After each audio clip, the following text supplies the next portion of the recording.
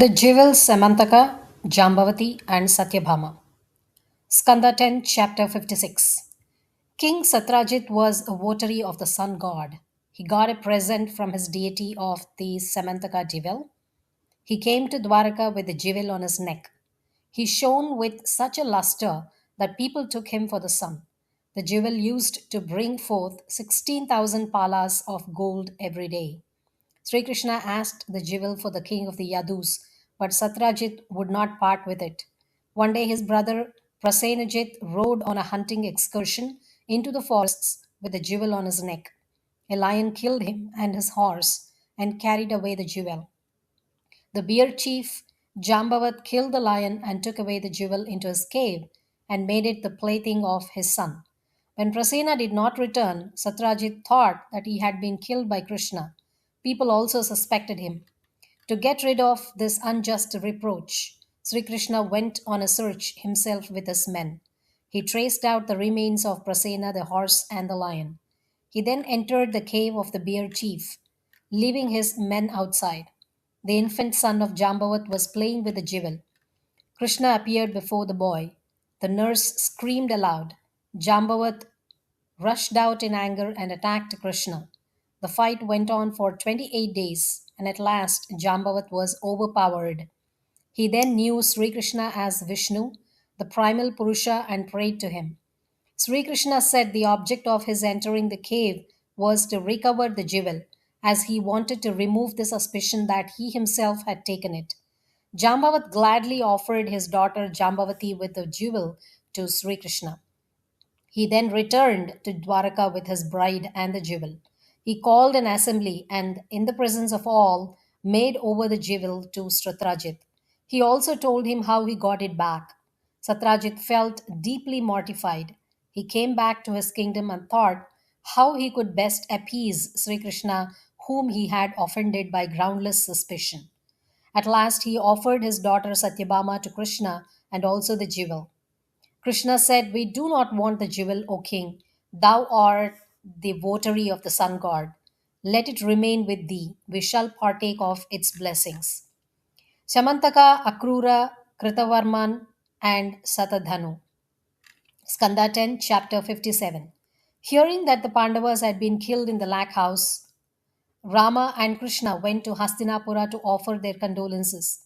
Taking advantage of their absence, Akrura and Kritavarman said to Satyadhanu, Satrajit promised the Syamantaka jewel also when he made over his daughter to Sri Krishna. Why shall not the jewel be taken from him? Why shall he not share the fate of his brother? The wicked Satyadhanu, under this evil inspiration, killed Satrajit while he was asleep and carried away the jewel. Satyabhama went to Hastinapura and informed Krishna of the killing of her father. The brothers came back to Dwaraka. Krishna made preparations for killing Shatadhanu and for recovering the jewel from him. Shatadhanu sought the help of Kritavarman, but he knew too well the might of Sri Krishna and he declined to give any help. Shatadhanu then turned to Akrura. Akrura knew Krishna as Atman, and he would not do anything. Shatadhanu, however, left the jewel with Akrura and fled away on horseback. Rama and Krishna followed him to Mithila. He left the horse and ran away on foot. Sri Krishna overtook him soon and cut off his head with a chakra. He then searched for the jewel, but could not find it. Turning to his brother, he said, "For nothing have I killed Shatadhanu. The jewel is not with him." Rama replied, "Shatadhanu must have left the jewel with someone. Try to find him out. Go back to Dwaraka. I shall in the meantime pass some time with my friend the king of Mithila." Rama remained at Mithila for a few years. Duryodhana also came there. He learned the art of fighting with the maul from Rama. Sri Krishna went back to Dwaraka and told Satyabhama how he had killed Shatadhanu but could not find the jewel. Kritavarman and Akrura heard all that took place and they fled for their lives from Dwaraka. In the absence of Akrura, the people of Dwaraka suffered from bodily and mental pain as well as disturbances from the devas and the elements. Those who forgot the glory of Sri Krishna attributed all this to the absence of Akrura. But it was not possible that such things should happen when Sri Krishna resided. Once upon a time, there was no rains at Kashi.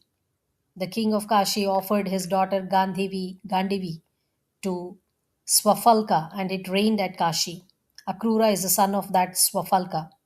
He has got the powers of his father. It rains wherever Akrura lives, and the land becomes free from epidemics and calamities. The old people talked thus. Sri Krishna knew it was not so. He sent for Akrura, shewed him every respect, and smilingly addressed him thus, O Lord of giving, Dhanapati. Shatadanu must have left the Shamantaka jewel with thee. I knew this from before. Satrajit left no son. His daughter's son is therefore his true heir. But it is not so easy to keep the jewel. Thou dost keep the observances well, so let it be with thee. But in the matter of this jewel, even my brother does not believe me.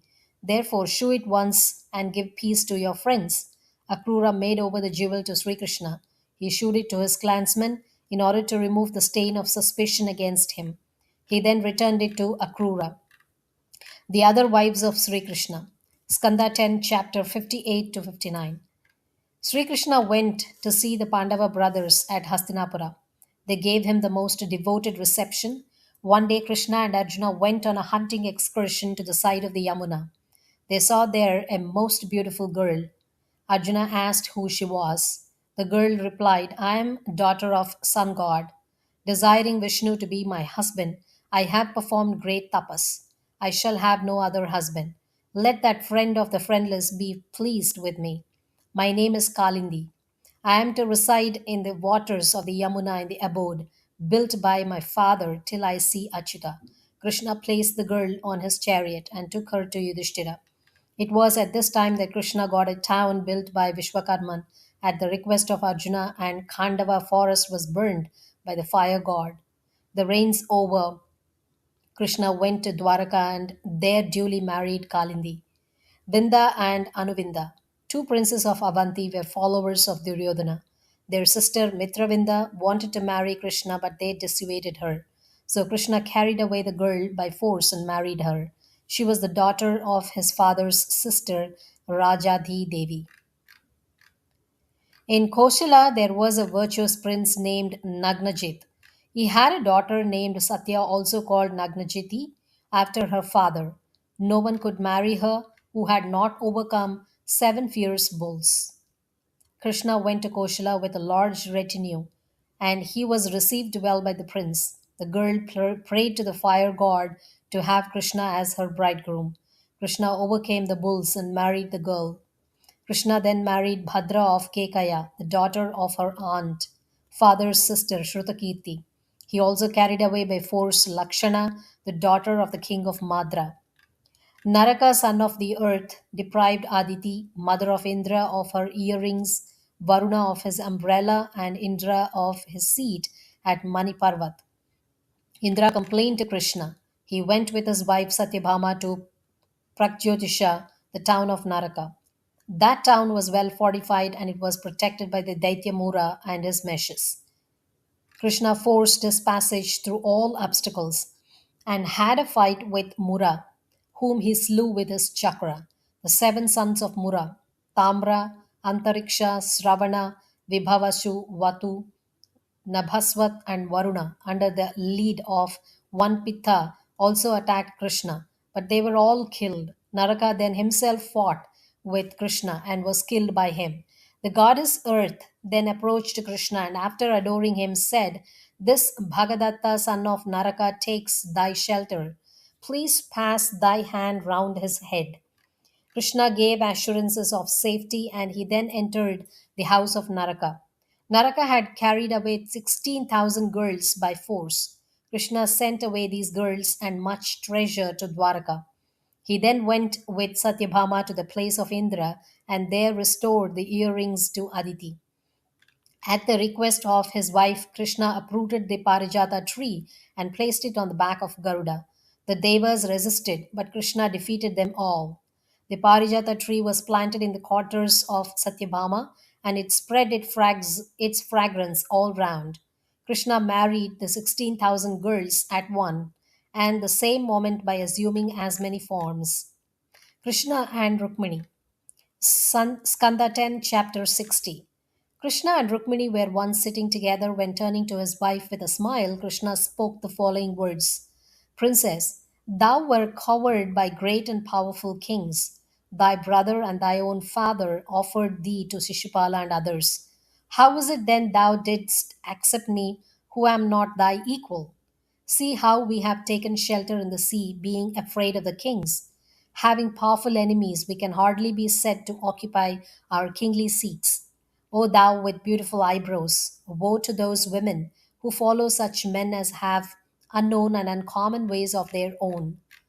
Poor as we are, wealthy people hardly seek us. It is meet that they should marry or make friendship with each other who are equals in wealth, birth, power, and beauty.